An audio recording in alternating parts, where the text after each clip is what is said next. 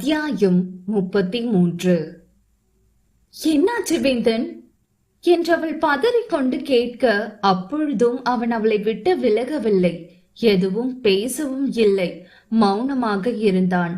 அவன் அழுகை மூலம் ஏதோ தீராவலை அவனுக்குள் இருக்கிறது என்று புரிந்து கொண்டாள்.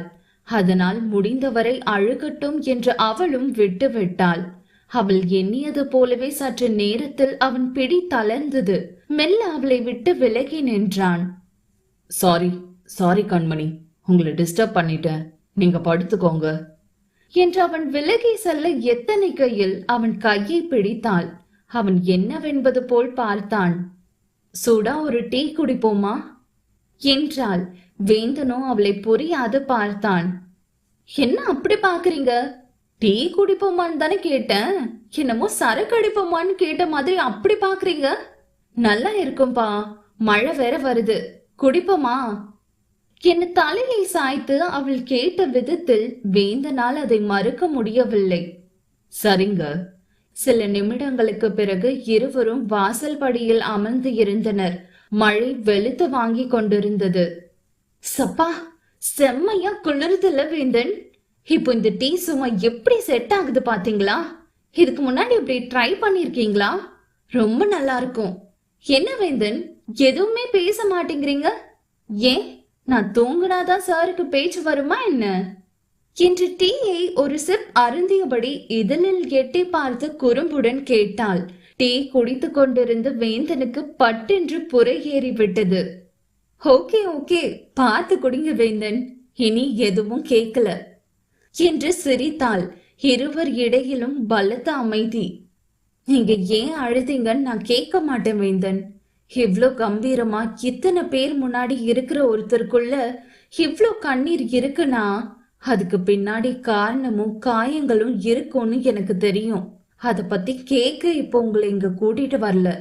உங்களுக்கு கொஞ்சம் மைண்ட் ரிலீஃப் வேணும்னு தோணுச்சு, அதுக்கு தான் கூட்டிட்டு வந்தேன். என்கிட்ட ஏதாவது சொல்லணும்னு தோணுச்சுன்னா கண்டிப்பா நீங்க சொல்லலாம் என்று அவள் எழுந்து செல்ல நினைக்கும் பொழுது அவளின் கையை பற்றி அமர வைத்தவன் அவள் முகம் பார்த்தான். உன் மடியில கொஞ்ச நேரம் படுத்துக்குவா கண்மணி. அவள் பதில் பேசாமல் அவனுக்கு ஏதுவாக அமர்ந்து கொண்டவள் படுத்துக்கோங்க என்பதை போல் மடியை காட்டினாள். குறுகி படுத்தவன் அவள் மடியில் தலை வைத்து கொண்டான். மித்து வெளியே வேடிக்கை பார்த்தபடியே அவள் மடியில் படுத்திருக்கும் வேந்தனின் தலையை கோதி கொடுத்தாள். இன்னைக்கு நானும் ரொம்ப சந்தோஷமா இருக்கேங்க என்று மெல்ல பேச்சை தொடங்கினான் வேந்தன். மித்து எதுவும் பேசவில்லை. அமைதியாக அவன் என்ன பேசுகிறான் என்று காது கொடுத்து கேட்க துவங்கினாள். நீங்க என்ன கண்டிச்சிங்கல, அப்போ என்ன சாப்பிட்டியான்னு கேட்டீங்கல, அப்போ என் தலை துவட்டி விட்டீங்கல, அப்போ எனக்கு பார்த்து பார்த்து சாப்பாடு போட்டீங்கல்ல, அப்போ ஏதோ உங்க மடியில படுத்திருக்கேனே இப்போ கூட. இதெல்லாம் என் வாழ்க்கையில நடந்ததே இல்லைங்க. என்னை கண்டிக்க என் பக்கத்துல அப்பா இல்ல. என்னை பாசமா பாத்துக்கவோ சாப்பிடுன்னு சொல்லவோ எனக்கு அம்மா இல்ல. எத்தனையோ நாள் பசியில தூங்கியிருக்கேன், எத்தனையோ நாள் பாசத்துக்கு ஏங்கி இருக்கேன். எல்லாரும் சொல்லுவாங்க நான் எங்க அம்மா மாதிரி இருப்பேன்னு. ஆனா எனக்கு அப்படி தோணல. அப்படி இருந்திருந்தா எங்க அப்பா ஏன் என்னை வெறுத்திருக்க போறாங்க? வெளியே எல்லாருக்கும் நான் பெரிய வீரன், வள்ளல்னு சொல்றாங்க. ஆனா உள்ள பாசத்துக்கு ஏங்குற ஒரு குழந்தைங்க. இதோ எவ்வளவு வேலை பார்த்துட்டு வந்தாலும் சாப்பிடுன்னு சொல்ல யாருமே இருக்க மாட்டாங்க. கோதா அம்மாவையும் அப்பா சாப்பாடு எடுத்து வைக்க கூடாதுன்னு சொல்லி ஒரு தடவை அடிச்சு போட்டாங்க. அதனால நான் வெளியே சாப்பிட்டு வந்துட்டேன்னு அம்மா கிட்ட போய் சொல்லிடுவேங்க. எத்தனையோ கஷ்டம், ஆனா ஆறுதலா தோல் சாய யாருமே இல்லைங்க. எவ்வளவு சந்தோஷம் வந்தாலும் சொல்லி பகிர்ந்துக்க யாரும் இல்லைங்க. இன்னைக்கு நீங்க எனக்கு எல்லாத்தையும் கொடுத்தீங்க. நான் ரொம்ப சந்தோஷமா இருக்கேங்க. நான் ரொம்ப பயந்துட்டேங்க நீங்க என்னை விட்டு போயிடுவீங்கன்னு. எங்க என்னை விட்டு போக மாட்டீங்க தானே? கண்மணி, கண்மணி என்றவன் அப்படியே உறங்கி போனான். இவ்வளவு நேரம் அனைத்தையும் கேட்டுக்கொண்டிருந்தவள் மெல்ல அவன் நெற்றியில் முத்தம் வைத்தாள். போக மாட்டேன் வேந்தன், உங்களை விட்டு எங்கேயும் போக மாட்டேன் என்றவள் அவனை மெல்ல கை தாங்கலாக பிடித்து கொண்டு போய் மெத்தையில் படுக்க வைத்தாள். அவன் கேசத்தை கோதியபடியே, நான் இருக்கேன், நிம்மதியா தூங்குங்க என்று விலகி படுத்து கொண்டவளுக்கு தூக்கம்தான் வராமல் போக்கு காட்டியது. அவள் கண் அசந்த நேரம் சரியாக விடிந்து போனது. அட கடவுளே, இப்போதான் தூக்கம் வந்துச்சு, அது பொறுக்கலையா? சரி எழுந்திரடி முத்து. என எழுந்து வெளியே வந்தவள் கண்ணில் பட்டது மங்களகரமாக சாணியை கரைத்து வாசலில் தெளித்து விட்டு வாசலை பெருக்கி கோலம் போட்டு கொண்டிருக்கும் செல்வி அம்மாவை தான். அட செல்விமா, நீங்க ஏன் இதெல்லாம் பாக்குறீங்க? இனிமே நான் பாத்துக்கிறேம்மா என்றவள் ஃப்ரெஷ் ஆகி டீ போட்டு கொண்டு வந்து ஒரு கப்பை அவளுக்கும் இன்னொரு கப்பை அவருக்கும் நீட்டினாள். வாசலின் ஓரமாக அமர்ந்திருந்த பூவரசியை பார்த்து அவள் இதழ் மெல்ல விரிந்தது. ஹே பூவு, அங்க என்ன ஓரமா உட்கார்ந்திருக்க? உள்ளவா?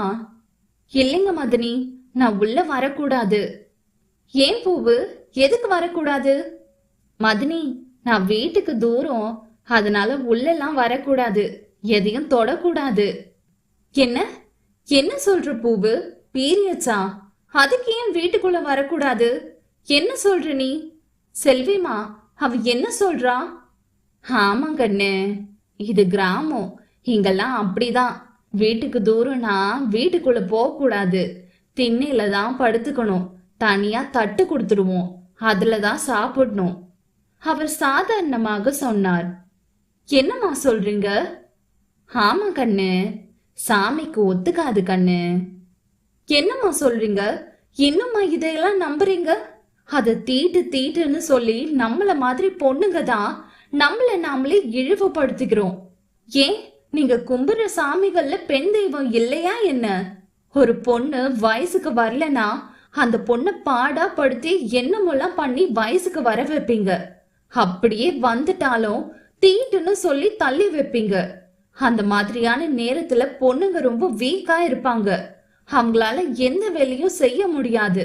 அதுக்காக தான் அந்த காலத்துல பொண்ணுங்களை எந்த வேலையும் செய்யக்கூடாதுன்னு சொல்லி தள்ளி இருக்கணும்னு சொன்னாங்க. ஆனா அதையே இப்போ தீட்டுன்னு சொல்லி இப்படி மாத்தி வச்சிருக்கீங்க. எங்க பாரு பூவு, நான் சொல்றேன், உள்ள வா. அது இல்ல மதனி, அதெல்லாம் நீ எதுவும் சொல்ல வேண்டாம். எந்த சாமி வந்து உங்களை தீட்டு உள்ள போக கூடாதுன்னு சொல்லுச்சு? இதையெல்லாம் இவங்க கிரியேட் பண்ணதுதான் பூவு. நம்ம தான் இதையெல்லாம் மாத்தணும். என் பேச்சுக்கு மரியாதை கொடுத்தா உள்ள வா, இல்லனா உள்ள வராது. அச்சோ மதனி, பெரிய வார்த்தைலாம் சொல்லாதீங்க. அதுதான் உங்க அண்ணி இவ்வளவு தூரம் சொல்றாங்கல்ல, உள்ள வா பூவு என்று சட்டை பட்டனை போட்டபடியே வேந்தன் கூற, அதுதான் உங்க அண்ணாவே சொல்லிட்டாங்களே, இப்பயாவது உள்ள வருவீங்களா மேடம் என்றதும் பூவு குடுகுடுவென உள்ளே ஓடி வந்து விட்டாள். அத்தியாயம் 34. என்ன வேந்தன், இவ்வளவு காலையில கிளம்பிட்டீங்க? அதுவும் சாப்பிடாம? சாப்பிட்டு போங்க, பிரேக்ஃபாஸ்ட் ரெடி பண்ணிடுறேன் என்று கூந்தலை அள்ளி முடித்தபடி சொன்னாள் மித்து. இல்லங்க கண்மணி, இன்னைக்கு வயல்ல நடுவ இருக்கு, இந்நேரம் பயிர் புடுங்கிட்டு இருப்பாங்க. நான் போய் ஒரு 8 பார்த்துட்டு வரேன். நீங்க சாப்பிடுங்க கண்மணி. அத்தை, காய்கறி எல்லாம் விசாவா வாங்கிட்டு வர சொல்லியிருக்கேன், வந்ததும் சமைக்க சொல்லுங்க. 18 பேர்கிட்ட வந்திருக்காங்க, நீங்க 30 பேர்கிட்ட சமைக்க சொல்லிடுங்க. அப்புறம் பூவு, நீ சமைச்சு முடிச்சுட்டு வயலுக்கு வா, ஒன்னும் அவசரம் இல்ல, சரியா என்று சட்டையை மாட்டியபடி செல்ல எத்தனித்தவன் மெல்ல அப்படியே திரும்பி பார்த்தான். மித்துவும் அவனை தான் பார்த்து கொண்டிருந்தாள், விழி அகலாது சிறு புன்னகையுடன். கண்மணி, இன்னைக்கு நம்ம வயல்ல நடுவ, உங்களுக்கு விருப்பம்னா வயலுக்கு வாங்க, பூவு கூட வாங்க. அப்ப வாங்கன்னு உரிமையா கூப்பிட மாட்டீங்களா என அவள் பார்வையாலேயே கேள்வி அம்பை தொடுத்தாள். இது உங்க வயல் கண்மணி, இதுல நான் கூப்பிடணும்னு நீங்க எதிர்பார்க்கறீங்களா என்பது போல் அவனும் பார்வையாலே பதில் அளித்தான். அப்ப நான் வயலுக்கு போறேன் அத்தை என்றபடி அவன் கிளம்பி சென்றான். செல்விமா, எதுக்கு இத்தனை பேருக்கு சமைக்க சொல்லிட்டு போறாரு என மெத்து கேள்வியாய் பார்த்தாள். இது இங்க வழக்கம் கண்ணு, நம்ம வயல்ல நடுவனா அன்னைக்கு நம்ம வயல்ல வேலைக்கு வர எல்லாருக்கும் வயிறார சமைச்சு போடணும். அப்படியா? இதெல்லாம் புதுசா இருக்கு செல்விமா, நான் கேள்விப்பட்டதே இல்ல. நீ பட்டணத்துல இருந்ததால உனக்கு தெரியாம இருந்திருக்கும் கண்ணு, ஆனா விவசாயம் பண்றவங்களுக்கு இது தெரியும் கண்ணு. அவங்க வயிறார சாப்பிட்டு மனசார வாழ்த்தி நட்டாங்கன்னா பயிரும் நல்லா வளரும் கண்ணு. நம்ம வம்சமே நல்லா இருக்கும். அதுக்கு தான் கண்ணு சமைக்க சொல்லிட்டு போகுது தம்பி. அப்படியா? அப்போ இன்னைக்கு நான் சமைக்கட்டுமா செல்விமா? அச்சோ, என்ன கண்ணு சொல்ற? நீ ஒண்டியா எப்படி இம்புட்டு பேருக்கு சமைக்க முடியும்? வேணாம் கண்ணு, நாங்க பாத்துக்கிறோம், நீ இரு கண்ணு. ஏன் செல்விமா, என்னால முடியாதுன்னு நினைக்கிறீங்களா? இல்ல எனக்கு சமைக்க தெரியாதுன்னு நினைக்கிறீங்களா? என்ன கண்ணு இப்படி சொல்லிட்டேன்? நீ சிரமப்படக்கூடாதுன்னு தான் கண்ணு சொன்னேன்.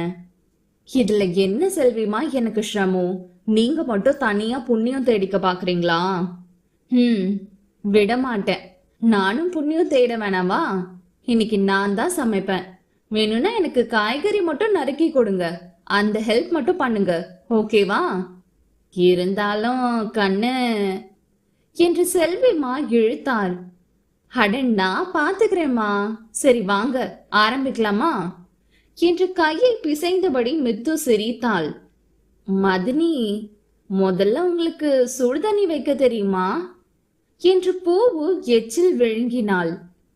அடி பாவி, ஒரே வார்த்தையில அசிங்கப்படுத்திட்ட. அதே சமயம் விசாவும் காய்கறிகளுடன் உள்ளே வர சரியாக இருந்தது. பின்னர் ஐவரும் பிஸியாகிவிட்டனர். தூங்கி எழுந்து கொட்டாவி விட்டபடியே வந்த மாறனையும் அவர்கள் விடவில்லை. இந்தா பிரஷ் பண்ணிட்டு வந்து காஃபிய குடி. செல்விமா, உங்களுக்கு சொல்ல மறந்துட்டேன் பாருங்க, நம்ம வீட்டுக்கு புதுசா ஒருத்தங்க நேத்து வந்திருக்காங்க. தெரியும் கண்ணு, நான் வந்ததுமே பார்த்துட்டேன். கிடாரி கண்ணு போட்டிருக்கு. அது மட்டும் இல்ல செல்விமா, பேரு கூட வச்சுட்டோம். அப்படியா? என்ன பேரு? குழலி. எப்படி இருக்கு? நல்லா இருக்கு. சரி, பால் பீச்சியாச்சா கண்ணு? இல்லையேம்மா. அட, இன்னும் பால் பீச்சலையா என்று அனைவரும் மாட்டுக்கொட்டகை பக்கமாய் சென்றனர்.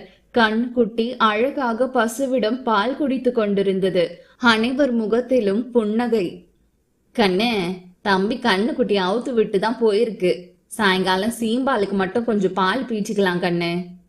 செல்விமா, நான் கேள்விப்பட்டிருக்கேன், ஆனா குடிச்சதில்ல. உடம்புக்கு ரொம்ப நல்லது கண்ணு.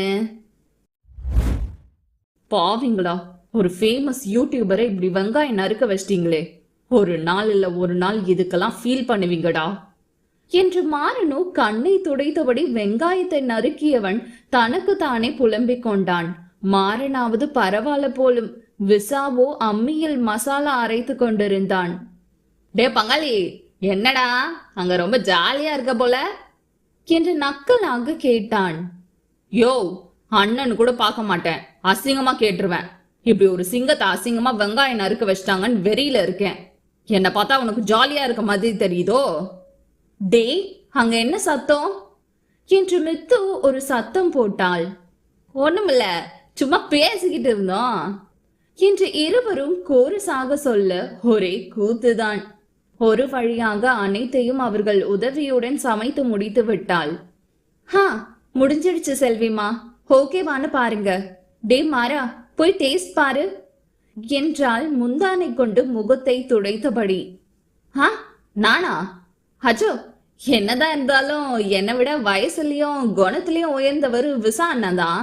அதனால விசா அண்ணா தான் ஃபர்ஸ்ட் டேஸ்ட் பார்க்கணும். அண்ணா போங்க, போய் டேஸ்ட் பாருங்க என அவன் விசாவை கோர்த்து விட. டேய், என்னைய கோர்த்து விட பாக்குறியா பங்காளி என்று எண்ணிக்கொண்டவன் மீண்டும் மாறனை கோர்த்து விட்டான். இல்லம்மா தங்கச்சி, என்னதான் இருந்தாலும் சின்ன பையன் அவன். அவனை விட்டு நான் தனியா டேஸ்ட் பார்த்தா அவன் மனசு கஷ்டப்படும். அதனால அவனே முதல்ல டேஸ்ட் பார்க்கட்டும் என்று விசா மாறனை கோர்த்து விட்டான். இல்ல, நீங்க தான் பார்க்கணும். இல்ல, நீ தான் பங்காளி பார்க்கணும். இல்ல நீங்க. நீதான்.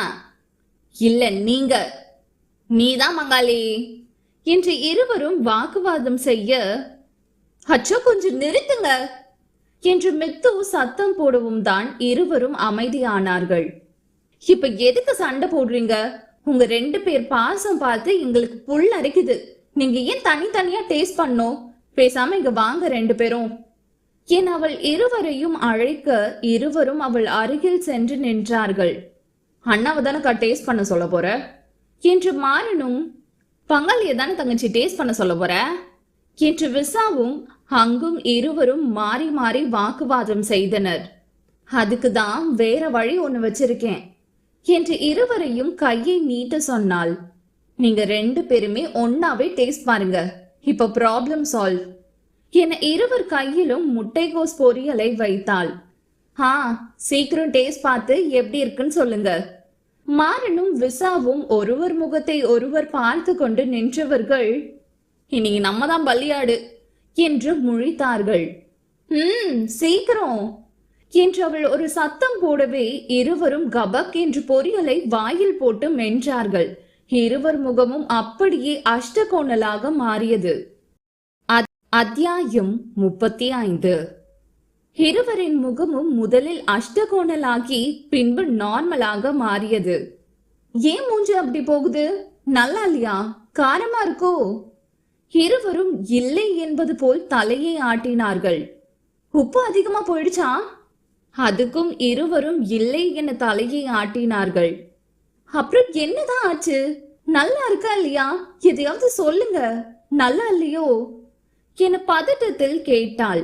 இருவரும் ஒரே நேரத்தில் சூப்பரோ சூப்பர் என கட்டை விரலை உயர்த்தி காட்டினார்கள். உண்மையாவா?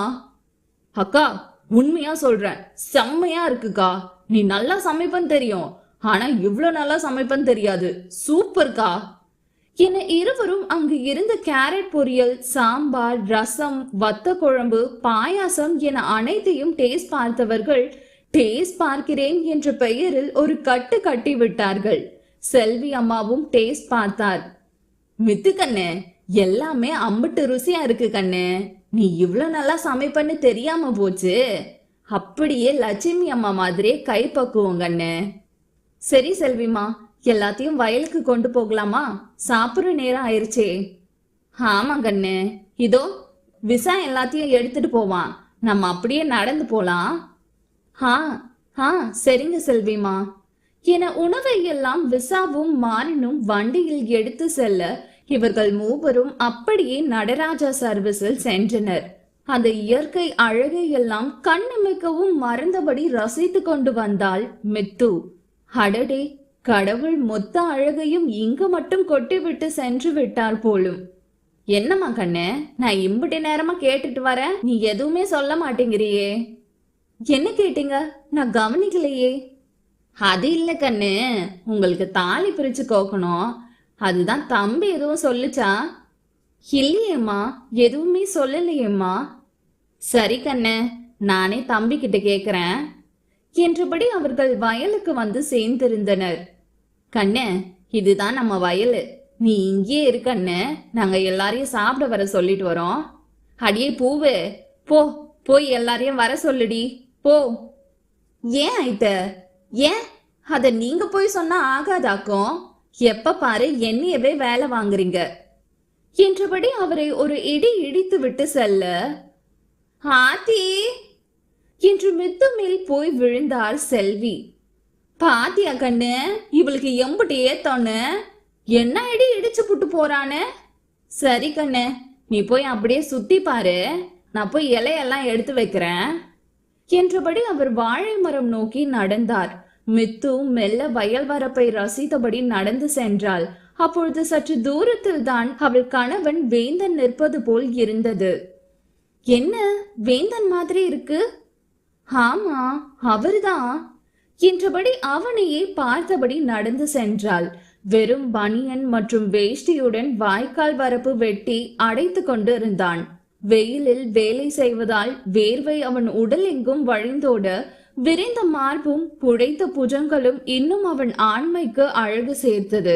இன்றுதான் ஏனோ அவனை முதல் முறை பார்ப்பது போல் அவனை வைத்த கண் இமைக்காமல் பார்த்து கொண்டிருந்தாள்.